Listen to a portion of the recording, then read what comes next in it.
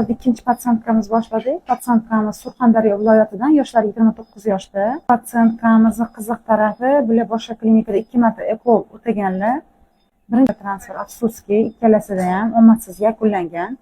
Birinchisida bitta embrion, ikkinchisida ikkalasi baravar qo'yilgan.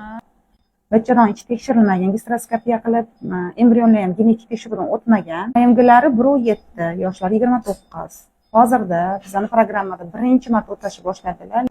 6 tuxum hujayraga mo'ljal qildik. Hozir ko'ramiz. Demak, ikkinchi funksiyamiz yakunlandi. Patsientkamizdan hozircha 5 ta tuxum hujayra chiqdi.